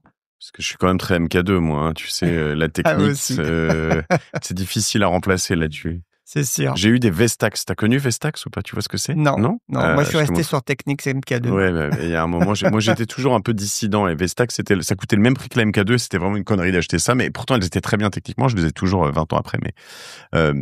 Mais voilà. Si aujourd'hui, je veux me lancer et designer un produit technologique dans le hardware, j'ai une idée spécifiquement. Non pas que je veuille la cacher, mais ce serait par exemple une idée d'écran. J'ai une idée d'écran. Est-ce que c'est possible encore de le faire? Enfin, pas en France, j'imagine, mais en Chine, est-ce que c'est vraiment trop compliqué? Le hardware, on disait, c'est vraiment trop compliqué. Est-ce qu'en bossant avec toi ou en bossant avec des gens spécifiquement, c'est possible ou c'est vraiment un parcours du combattant? Laissons ça aux Asiatiques. Non, t'as des très bons bureaux de design technique en France. Hein, comme par exemple, un groupe comme Altior qui fait du développement, de l'accompagnement à l'industrialisation. Tu as énormément de bureaux de design parce qu'on a des très bons ingénieurs en conception, développement et même en industrialisation. Simplement, la problématique qu'on a en France, c'est les coûts de revient. C'est d'être capable de fabriquer de manière compétitive pour être dans le marché. Et ensuite, c'est d'avoir les débouchés commerciaux pour aller absorber les volumes. Donc, c'est là où on est un peu souvent pris un peu en étau. C'est-à-dire qu'on peut faire des super conceptions, mais après, est-ce qu'on va arriver à atteindre les objectifs de coût de revient par rapport au volume, par rapport aux prévisions de vente et être compétitif? Alors qu'en Asie, souvent, il y a une prise de risque qui est moindre et c'est pour ça que souvent on arrive à lancer des projets plus rapidement en Asie parce que les usines sont prêtes à prendre des risques. Elles savent que les volumes, on peut les atteindre au niveau mondial et donc ils vont moins tergiverser sur la création d'un prototype, le développement d'un prototype. Les coûts vont être plus agressifs, ils sont prêts à prendre du risque sur le développement d'un prototype parce qu'ils savent que derrière, ils auront la production. Alors qu'en France, souvent, le risque, c'est que tu peux faire le développement en France, mais tu vas dire non, mais je ferai pas la production en France. Donc, les usines sont moins prêtes à faire des développements à moindre coût. Voilà, donc c'est un peu toutes les difficultés, mais ça reste possible. Et en tout cas, souvent, ça dépend de la valeur ajoutée sur quel marché tu te lances. Si tu te lances sur des marchés grand public ultra compétitifs, je vais dire risqué. Si tu as une niche de marché très particulière avec de la valeur ajoutée... Ce serait ça, dans mon idée, ouais. Là, tu peux l'envisager en Europe, ouais. Ok. On me dit que la clé pour le hardware, c'est, je sais plus, c'est 2 ans ou 3 ans avant vraiment de trouver ton produit parfait. Enfin, c'est vraiment toujours le cas. Le hardware, c'est hard. Moi, j'ai investi dans un truc qui s'appelle Tikino. Alors, parlons investissement 5 minutes. Tikino, tu connais Tikino? Non. Une boîte à histoire vidéo. Ah, d'accord. Moi, j'avais accompagné l'Uni dans la distribution de son produit, qui était une des rares success stories françaises sur le hardware. Oui, mais alors typiquement, eux, ils ont commencé en Chine et ils ont rapatrié en France. Ouais. Ça a marché? Ils ont eu des difficultés en France. Ils sont retournés en Chine? Non. Parce que Tikino, ils ont commencé en France ou en Europe et en fait, ils sont partis en Asie parce que le côté notamment vidéo, trop mal géré et surtout trop cher en fait, trop cher. Ouais, non, c'est l'adéquation prix de marché, coût de revient, elle est clé dans le succès d'un produit hardware. Hein, donc, mais il y a encore des initiatives de produits hardware et heureusement. précommande, tu vois, ils sont en rupture. Ils sont toujours en rupture, en fait. C'est fou, parce que, alors c'est bon signe, mais Ouais. à la fois, ok. Pourquoi je parle de ça? Je parle de Tikino parce qu'en effet, ouais, justement, le mouvement, finalement, France, là-bas, ils ont fait quelque chose où ils arrivent à être moins chers en allant là-bas.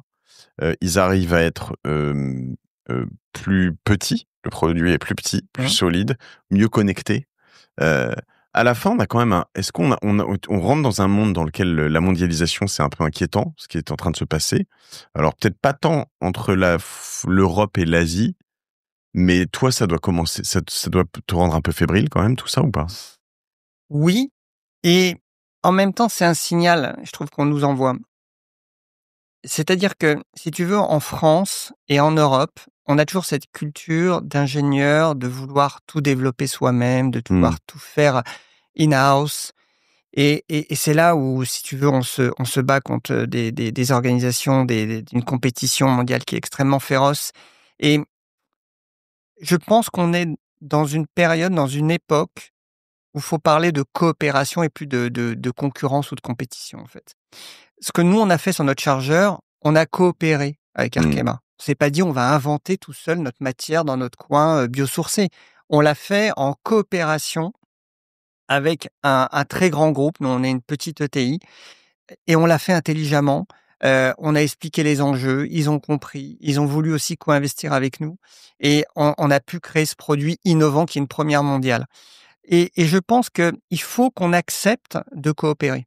Il faut qu'on arrive à créer des ponts entre start-up, PME, ETI, grands groupes, pour créer des produits à plus forte valeur ajoutée. Il faut arrêter de vouloir tout développer seul et se retrouver confronté à une compétition mondiale. Donald Trump, il veut faire ça. Il veut tout développer aux États-Unis. Il veut Mais nous, on a des savoir-faire en Europe qui sont énormes. Mais il faut qu'on accepte de coopérer. Il faut qu'on accepte de se dire à un moment donné, mais créons des on liens. a coopéré comme des blaireaux, pardon, hein, mais avec les Chinois qui nous ont. Alors là, je fais le vieux franchouillard, mais c'est quand même vrai. Je veux dire, les usines qu'on a fait là-bas sur de la voiture, sur de l'EPR, sur des tas de choses comme ça, c'était en bonne et due forme, du pillage technologique. Voilà. Alors, mais on a des blocs qui sont en train de se définir. États-Unis, Asie, Europe. Ouais. Là, d'un point de vue européen, on a des enjeux qu'on doit prendre en main, nous, Européens. Mais lesquels? Parce que regarde, tu vois là, tu parlais de solaire. Les Allemands, ils développent, tu as entendu parler cette pépite qu'ils ont développée là-bas d'usines de panneaux photovoltaïques qu'ils ont fermées. Je sais pas si finalement ils l'ont fermée. Oui, mais ça, tu vois, c'est des choses qui sont désolantes. Enfin, je veux dire, il faut choisir nos combats. On peut pas être bon partout. Alors, on doit être bon dans quoi? Parce que si on sait distribuer, c'est bien, mais enfin, on va faire que importer des produits étrangers.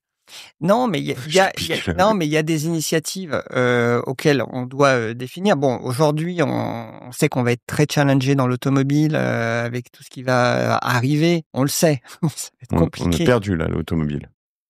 Ouais, L'électrique, on est nul. Ça va être compliqué. Ouais, c'était écrit, on le savait, on n'a jamais fait le truc. Ok. Mais donc on parle de l'IA, on parle de l'IA, on parle du software. On a des vrais savoir-faire en Europe sur lesquels on peut créer des champions. J'ai du mal à y croire.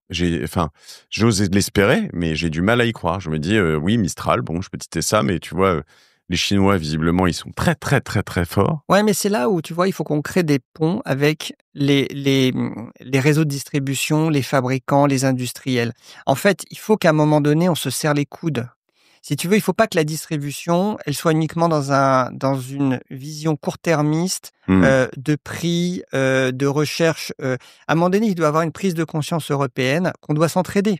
Tu veux, on peut pas demander à la BPI juste d'aider à créer des usines. Ok, c'est super, mais si tu crées des usines et que tu n'as pas les engagements des donneurs d'ordre à soutenir l'effort commercial pour que ça tourne l'usine, bon, bah, tu t'es fait plaisir, tu as monté une usine, mais tu n'as pas de débouché commercial. Et puis tu as l'État qui achète des trucs qui viennent à l'autre bout du monde. Voilà, donc, c'est là où je dis, il faut qu'on arrive à créer ces alliances.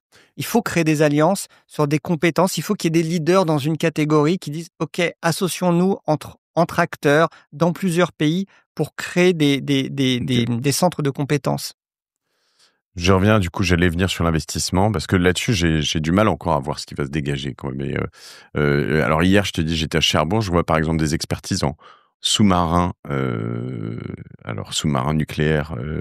Donc il y a les sous-marins nucléaires, propulsion nucléaire, et là il y a les sous-marins nucléaires lanceurs d'engins nucléaires. En l'occurrence, c'est un peu différent. Je sais pas si tu connais ces univers de près de loin, mais c'est bon. Et là, je voyais qu'ils avaient signé notamment un contrat avec l'Indonésie où ils allaient construire en Indonésie. Et à chaque fois, ça allume quand même une petite lanterne où je me dis, hop, hop, hop, hop. C'est fou quand même. On va aller balancer une techno peut-être sur laquelle on est encore assez fort et qui a probablement de l'avenir comparativement à d'autres univers où les bateaux et les tanks, typiquement, c'est beaucoup plus compromis parce que je sais pas si t'as un peu suivi ces univers-là, mais les bateaux et les tanks, ils se font exploser par un drone à 5000 balles. Donc, ce qui est pas le cas du sous-marin, encore, en tout cas. Investissement. Toi, tu as investi beaucoup. Tu as même créé un fonds à un moment où... Ouais, on a eu une période où avec, en effet, avec Crédit Mutuel, on avait fait un fonds conjoint qui a été ensuite réintégré chez eux. Mais ouais, j'ai depuis toutes ces années, je continue à faire un peu d'investissement à titre privé en tant que business angel parce que voilà, bah, moi, c'était mes débuts d'être aidé par un business angel. Donc, j'essaye aussi de le faire à mon tour sur certains projets. Donc, j'investis un petit peu. Et t'es rentré dans OVNI? Oui, bien sûr. On peut dire à hauteur de combien ou pas? Je sais plus exactement, mais oui, au tout début, au tout début, parce que j'avais fait le projet Acceptio au début et que j'ai converti dans OVNI. Donc du après. soft qui est super à Acceptio et qui est vraiment super à Acceptio. On est tous très très fiers d'être dans cette boîte sur du consentement notamment en ligne. Donc ça c'est du soft. T'as investi dans du hardware? De Vialet. De Vialet. Je te vois. C'est mal embarqué de Vialet? J'adore tellement cette marque. Ouais, moi aussi. Je suis tombé amoureux de la marque la première fois où je les ai rencontrés, toute l'équipe des fondateurs, Quentin Sagny au départ, parce que c'est la première fois que je voyais une boîte de hardware qui avait compris le design, qui avait compris le marketing, et je me suis dit, des ingénieurs qui ont compris ça. C'est prometteur. Et donc, j'avais investi au tout début dans le premier groupe d'investisseurs business angel au départ de l'aventure. Et puis, ils ont voulu grimper l'Everest parce que c'est une entreprise qui essaie d'intégrer tous les métiers. C'est dur. Il y a des gros enjeux. Bon, ils ont eu des gros sponsors, des gros investisseurs. Là, ils sont dans une passe un peu compliquée.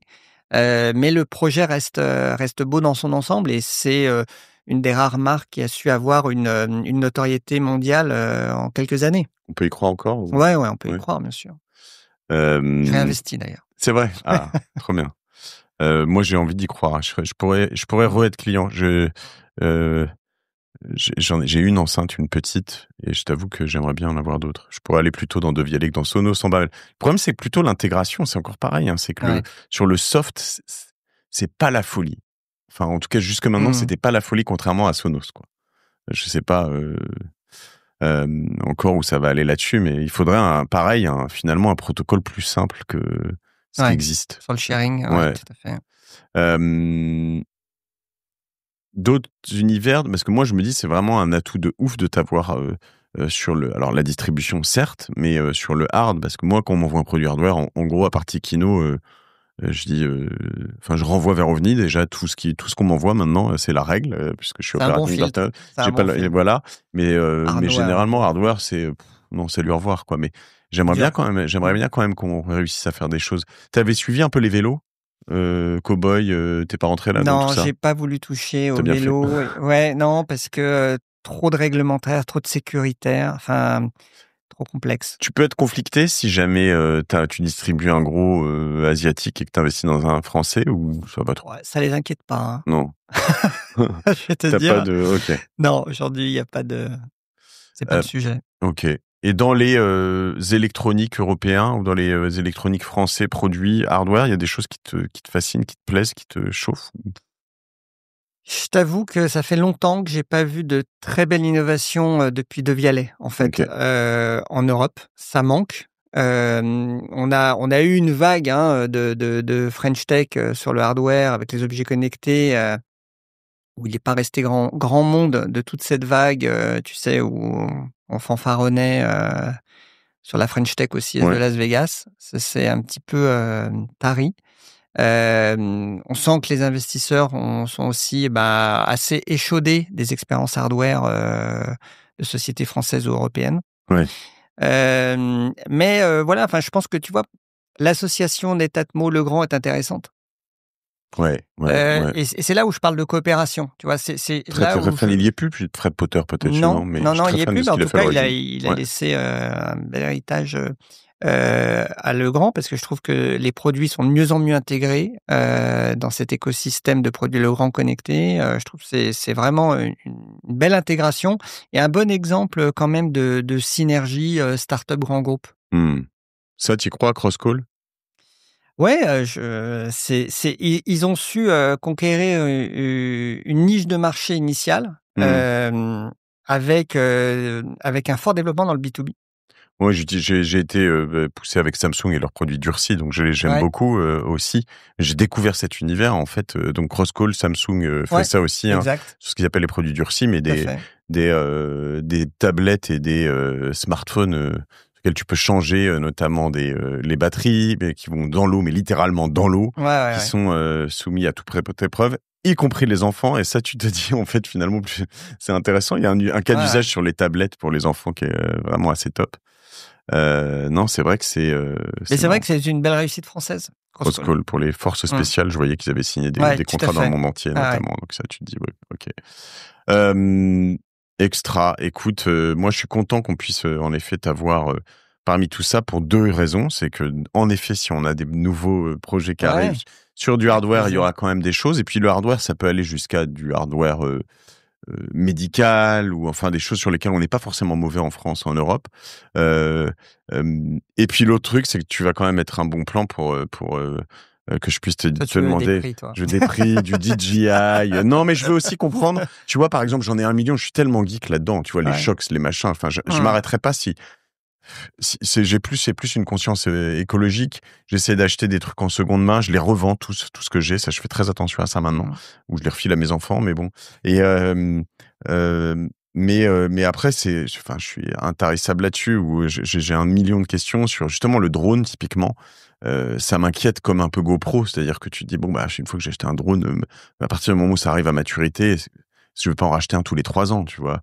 Mais quand même, à chaque fois que tu en rachètes et que tu réessayes, ça a tellement évolué. Ça a tellement évolué. Moi, mon c'est dernier dingue. drone, il doit avoir le dernier que j'ai utilisé, il doit avoir 2 ou 3 ans quand même. Et ça a beaucoup changé encore. Ah DJI. ouais, les stabilités des drones, les fonctions, tu vois, évitement, où ça te suit de manière extrêmement précise, c'est impressionnant. Et ça te suit grâce au Et encore smartphone. plus dans le drone professionnel, parce que dans l'activité Power, on a aussi signé avec DJI Entreprise, Ouais. qui est une société. Oh là, tu l'as essayé ça? Ouais, c'est dingue. Les drones qui transportent quoi, 17 kilos hein. Et ce que je trouve incroyable aussi, c'est pour les forces armées et autres, des drones, tu vois, FPV. FPV, c'est-à-dire que tu les vois dans un masque, hein, c'est ça? Ouais, tout à fait, avec une petite télécommande. C'est incroyable comment c'est adapté à des secteurs d'activité spécifiques. Tu as des fonctionnalités de dingue. Ça, c'est exceptionnel. Il faut que je réessaye du FPV. FPV, le dernier que j'avais fait, moi, c'était l'aile parotte. Je trouvais ça exceptionnel. Là, tu volais en avion, c'était vraiment très, très... une expérience assez incroyable. Mais FPV, il faut que je me retente un peu tout ça. Ok, je vais regarder un peu. J'avais une question sur le drone, mais je l'ai perdu. Mais ouais, si sur le follow me, là, la fonction, en fait, c'est par rapport au smartphone ou c'est par rapport à... Parce que moi, je trouvais que c'était inefficace à un moment quand même. C'était pas terrible, ça perdait souvent un peu la trace. Aujourd'hui, tu as la reconnaissance visage ou personne à distance que tu sélectionnes. Mais il faudrait surtout un petit device dans la poche, ce serait plus simple. Non, pas forcément. Oui, alors, ça peut le fonctionner aussi, mais en effet, de là où tu l'as, derrière ou devant la poche, ça peut aussi perdre la connexion. Et puis, aujourd'hui, les drones, ils peuvent te suivre de très loin. Donc... Ouais, tout à fait. Ok. Tout ça est vraiment passionnant, incroyable. Tu as vraiment beaucoup de chance d'être au milieu de tout ça et de voir toutes ces nouveautés. Tu vas en Chine voir tout ça. Tu as besoin d'être présent, c'est important. Ouais, de voir nos partenaires, parce que c'est des partenaires. C'est Shenzhen tout le temps? C'est Shenzhen la majeure partie du temps, parce que l'électronique, c'est là-bas. Et donc, en effet, j'y vais assez régulièrement pour faire le pour toujours créer du lien, rencontrer nos marques partenaires, voir les nouveautés, discuter avec eux de la stratégie. C'est extrêmement important. Tous les combien, tu y vas? Alors, avant le Covid, j'y allais très, très souvent. Ouais. Après, maintenant, c'est plutôt une fois par trimestre. C'est déjà pas mal. Hein. Moi, je suis jamais allé en Chine. Alors, j'ai un projet. Je viens de faire un film. Tu l'as vu sur le rêve américain ou pas? On a fait un film sur YouTube sur le rêve américain. On est parti à 5 avec 2 caméramans et on a exploré la Chine. On a interrogé les États-Unis. On a fait New York, San Francisco, Los Angeles et on est allé voir des entrepreneurs américains. On est allé chez Y Combinator. On est allé rencontrer le fondateur de Tinder et puis on a fait aussi des Français là-bas. Pour comprendre un peu la différence, vraiment percevoir ce que c'est le rêve américain de l'intérieur, avec le bon comme le mauvais d'ailleurs. Et je voudrais aller vraiment faire la même chose en Chine l'année prochaine, peut-être 2025 quand même, à voir, peut-être fin d'année. Tu m'enverrais où? J'ai tellement d'adresses. Là, j'aimerais faire 3 trucs et j'aimerais faire notamment ce que j'ai aimé aux États-Unis dans notre trip. Je parle à tout le monde, on explose les temps, j'arrête après. J'aimerais faire des villes qu'on connaît peut-être, Shenzhen, mais aussi potentiellement, tu sais, la 8e, 12e ville de Chine. Ouais, de voir comment ça se passe. Voilà. Aussi. Ouais. Non, il y a plein de choses à faire. Un truc incroyable, ce serait d'aller visiter le centre de R&D de Huawei. C'est une ville dans la ville. Comme Samsung, un peu à... C'est incroyable. Mais ils laissent se faire ça? Écoute, peut-être qu'on pourrait avoir des dérogations trop bien. toi. Trop bien. Et c'est un pays où incroyable. On peut y aller, nous, comme ça, demain, j'ai des caméras, je peux y aller, je peux filmer. Aujourd'hui, tu as plus de visa pour aller en Chine. Et je peux y aller, je peux filmer, je reviens, ils vont pas m'embêter, ils vont pas me dire je vais pas être suivi par le parti et tout ça. C'est quand même moins... c'est pas la Corée du Nord. Hein. Ok. Donc oui, il y a quand même... Après, il faut voir s'il y a des sujets sensibles. Voilà, après, si tu rentres dans les entreprises, en effet, il faut quand même que l'entreprise te donne les autorisations pour filmer, et ainsi de suite. Mais c'est quand même relativement ouvert aujourd'hui. Pas que j'ai une demande d'aller voir Jack Ma, quoi. Ouais. Peut-être. Ouais. Okay. Pas l'embêter. Ok. Bon, on fera ça plus tard. Écoute, c'est top. Je me doutais pas que je pourrais éventuellement compter sur toi et puis peut-être aussi là-bas un peu voir ou te croiser si tu y vas parce que ça fait partie aussi des vraiment comprendre de l'intérieur comment on travaille avec la Chine. Je trouve ça vraiment super intéressant. La Chine et l'Asie dans l'absolu. On te suit sur LinkedIn. Ouais. Ouais. Si on veut, les gens qui te contactent principalement, alors pour bosser avec toi, peut-être tu recrutes beaucoup, un peu, pas du tout. Ouais, Vous êtes combien? On est à peu près 200 dans le groupe. C'est pour sinon distribuer éventuellement via... Ça peut être des Européens qui veulent distribuer via Innovate. Ouais, tout à fait. Ouais, et ça peut être éventuellement des distributeurs qui veulent bosser avec toi. Ouais. Ok. On t'ajoute sur LinkedIn, tu publies un peu, hein, je voyais quand même assez souvent. Et puis, merci. Moi, je suis impatient qu'on puisse faire des deals ensemble sur OVNI et merci, je suis très content qu'on soit associés. Hein. Découvrir mes associés en direct sur le long cours, c'est aussi l'idée. Et puis, voilà, pour ceux qui suivent un peu cet épisode, alors déjà, allez sur... ça, c'est vendu où, Move It alors aujourd'hui, c'est déjà présent dans toutes les boutiques relais en gare et en aéroport. Okay. Si tu prends le train, tu as oublié un chargeur dans une boutique relais. Ça vaut combien, ça? 29,90 €. Ok, donc c'est pas cher, mais c'est le prix. C'est le prix d'un chargeur rapide 30 watts, ultra compact. Et voilà, Made in France, super, vous regardez ça. MUVIT. Tu le vends en ligne ou pas toi-même en direct ou pas encore? Pas directement, un peu sur on a un site moveit.earth, mais c'est principalement chez nos clients dans le retail. Tu veux pas que je te demande un prix là-dessus pour nos auditeurs parce que tes retailers vont pas être contents? Ouais, non, là, je respecte la stratégie de distribution de mes retailers. Ok, je te mettrai pas dans l'inconfort de dire allez, vas-y. Très clair. Écoute, je mettrai évidemment le lien vers ton LinkedIn. Donc, on a, je le recherche ici sous les yeux. Je voulais pas mettre faire de fautes d'orthographe. Donc, Bobot, il y avait un H qui se baladait, c'est B-O-H-B-O-T. Voilà, Stéphane. Et merci pour cette toute transparence. Et j'ai presque eu le split dans les prix. Et puis, je comprends comment on développe tout ça sur le long terme. Et pour tout ce partage de cette passion, c'était un grand plaisir.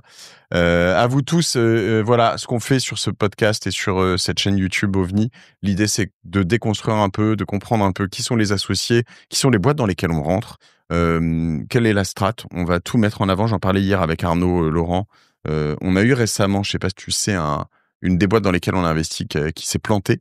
Et en revanche, t'étais pas encore au courant. Et on va faire un épisode dessus, idéalement avec les founders. Alors, elle a rendu la moitié des invests avant de se planter complètement. Donc, c'est faire. Mais on s'est dit qu'on voulait vraiment pousser ça jusqu'au bout. Le curseur jusqu'au bout, c'est de dire pas parler que de nos wins, c'est aussi parler de où est-ce qu'on a perdu, comment on a perdu, pourquoi on a perdu. Exactement. Et donc, voilà, c'est une boîte en plus que j'ai reçue ici. Donc, je serais vraiment content de faire un suivi là-dessus. Mais voilà, donc si vous voulez comprendre comment fonctionne un fonds, dans le bon comme dans le mauvais, c'est sur ovni.vc, OVNI Capital.